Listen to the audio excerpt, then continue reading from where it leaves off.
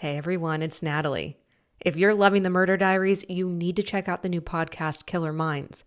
Hosted by licensed forensic psychologist Dr. Tristin Engels and Crime House's Vanessa Richardson, each episode of Killer Minds features a deep dive into the psychology of a notorious murderer. From infamous serial killers to ruthless cult leaders, deadly exes, and terrifying spree killers. Along with Vanessa's immersive storytelling full of high-stakes twists and turns, Dr. Engels will be providing expert analysis of the people involved. Not just how they killed, but why.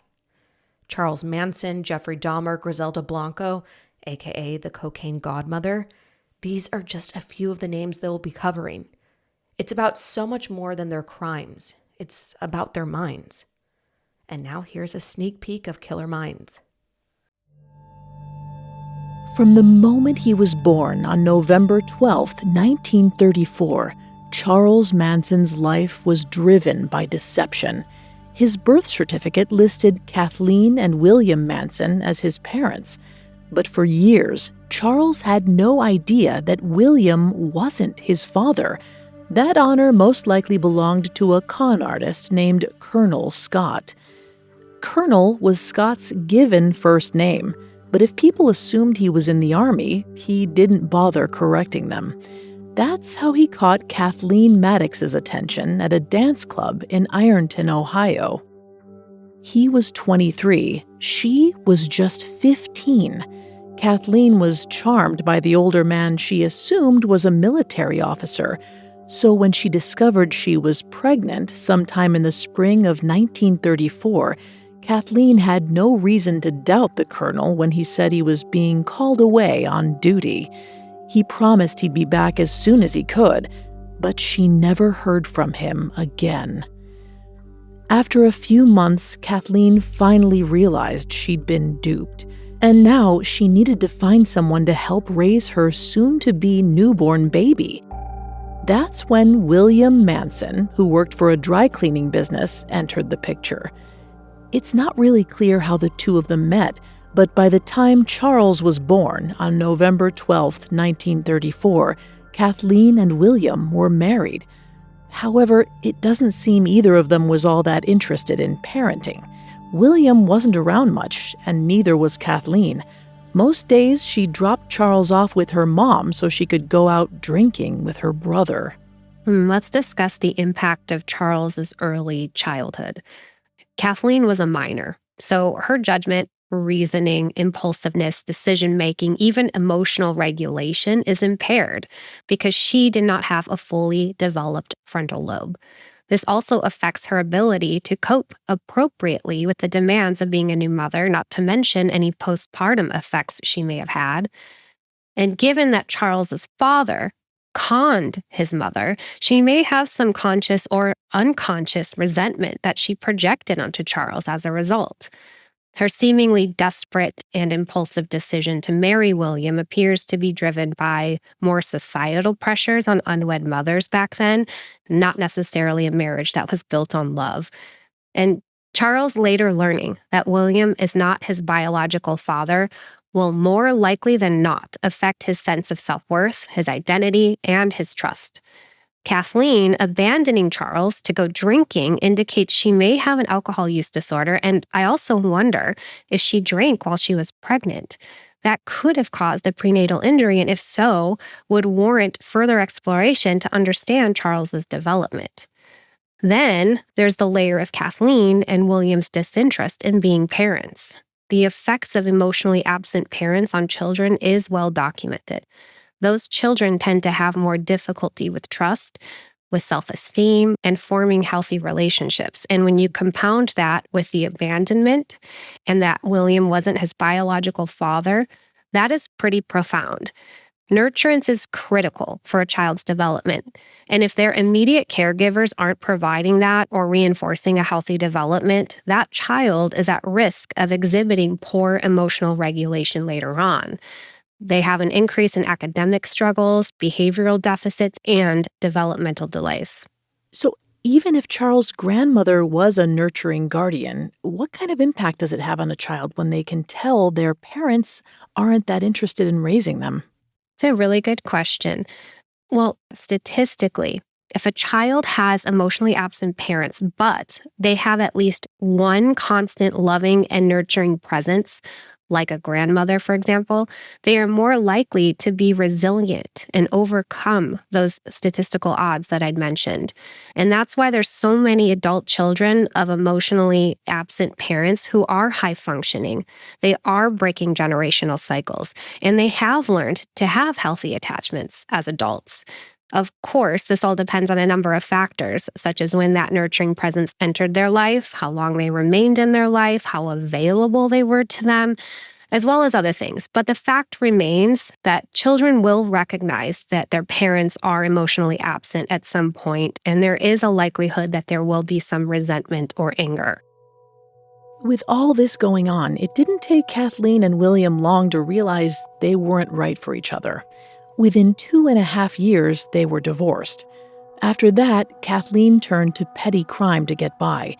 And on August 1st, 1939, when Charles was almost 5, she was arrested after an unsuccessful robbery. Kathleen spent the next few years behind bars, while young Charles was given to his aunt, uncle, and cousin who lived near the West Virginia prison where she was incarcerated. And this is what I meant about those other variables that affect resiliency. If his grandmother was a constant source of nurturance and affection, then taking him away from her and passing him around through different relatives like that really does reduce his ability to gain that resiliency. Mm-hmm. And it was a strict household on top of that, and Charles was frequently punished for breaking the rules.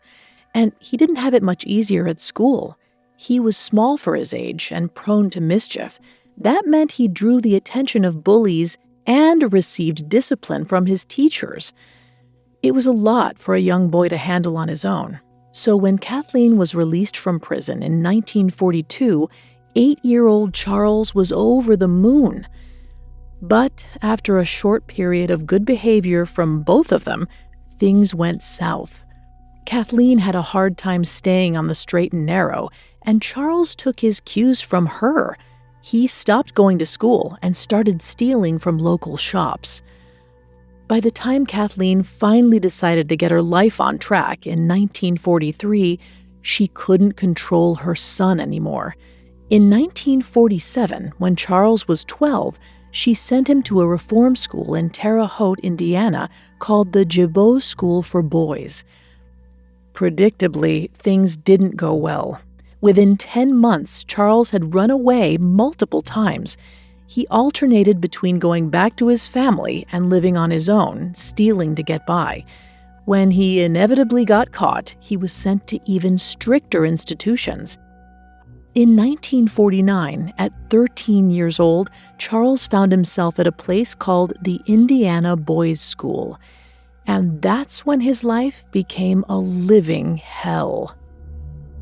It wasn't like things had been easy until this point, but at the Indiana Boys' School, things took a tragically dark turn. According to Charles, he was sexually assaulted by some of his fellow students. And to make a horrifying situation even worse, it was apparently encouraged by a staff member. Oh, wow. There's a lot to unpack here. So until this point, Charles has had no real stability or security in his life, starting from a very young age, not to mention the many broken attachments he's had until this point. His mother was seemingly grooming him into a career criminal and then once again abandoned him, this time to a reform school, because she could no longer control what she herself had actually helped to create. Now, at this boys' school, he continues to lack any control over his life. And once again, the adults that should be protecting him aren't, and instead are encouraging crimes against him.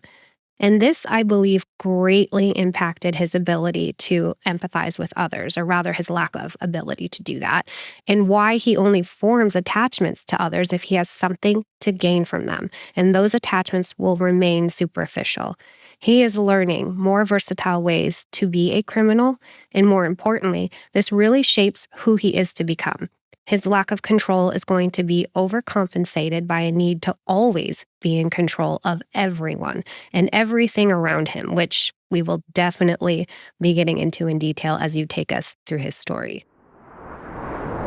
Follow Killer Minds, a Crime House Studios original, now. New episodes drop every Monday and Thursday. Again, that's Killer Minds. Follow now wherever you get your podcasts. And for early, ad-free access, subscribe to Crime House Plus on Apple Podcasts.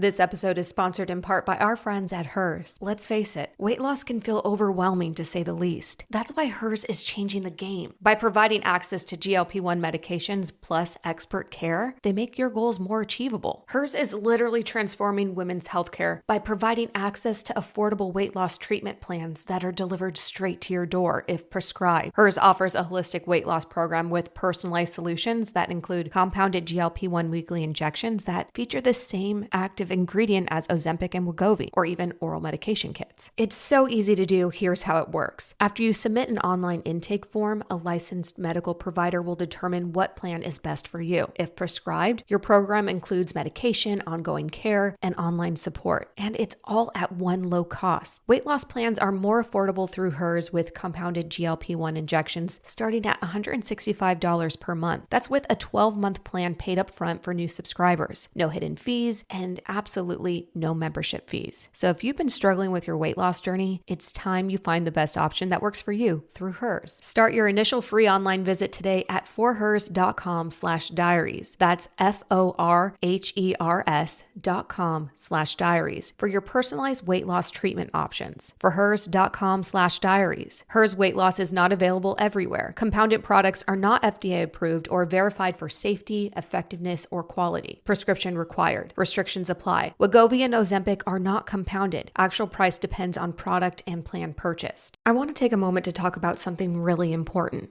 mental health.